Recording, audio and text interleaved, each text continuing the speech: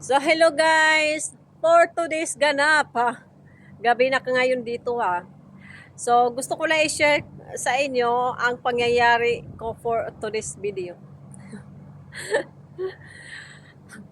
Ang ako kasi, nasanay na kasi ako dito na mahilig ako mamigay, ma-effort akong tao, ma-effort talaga ako. So, ngayon kasi, kanya mga alas 6 ng gabi, umalis si Tanda, yung amo ko. So, syempre ako lang mag-isa dito sa bahay. Timing naman din na nagluluto ako ng fried chicken, tas nagluto ako ng white rice. Tas timing din na yung bishi ko is pumunta sila dyan lang sa kabilang kanto. So, meron akong tirang pagkain guys na fried chicken. Tas gumawa din ako ng sauce na kagaya sa sauce ng Jollibee. So, yun nga ang ginagawa ko. Yung tira, sayang din naman na hindi ko maibigay at hindi ko rin naman kakainin kinabukasan.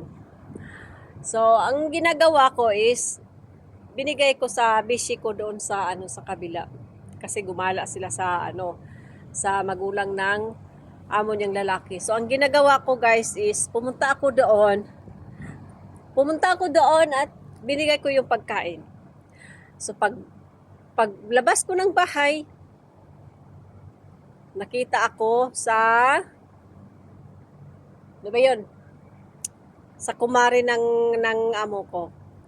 So, yun nga, siguro na ano siya, parang nagalit siya siguro na kasi guys, kami kasi, pag nagkita-kita kami dito sa mga kumare ng mga amo ko, mga kakilala ng amo ko, naghag-hag kami.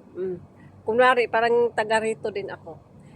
Hindi ko siya guys kasi gawa ng maraming mga apo niya nakapaligid sa labas kasi siya nga ay galing din sa kabilang bahay.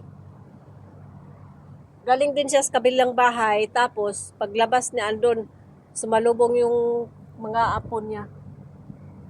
Tapos, ayun na, hindi na ako lumapit sa kanya kasi marami siyang apong nakapaligid nakakahiya din naman. So, ang ginagawa ko dumuritso na lang ako umuwi dito sa bahay. So, wala pa akong 5 minutes dito sa bahay. Tinawagan pala ang amo ko. Nasabi niya, na dito pala yung kadama mo dito sa bahay. Hindi ko alam kung anong sadya.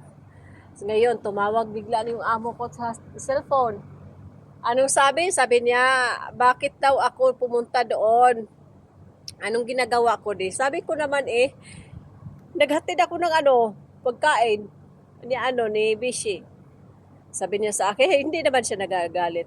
Sabi lang naman niya sa akin sa susunod, pag aalis ka, magpaalam ka kahit malapit.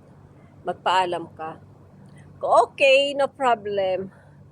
So ngayon, pagdating ng amo ko dito, wala naman, hindi naman siya nagagalit. Yun lang yung sinabi sa akin na ba't hindi ako nagpaalam, ano daw ginagawa ko doon. Wala na problema. Ang bilis-bilis lang, andyan lang sa kabilang kanto. Wala lang 5 minutes ang lakad. Yun lang guys, ang may share ko sa inyo. Thank you for watching. God bless.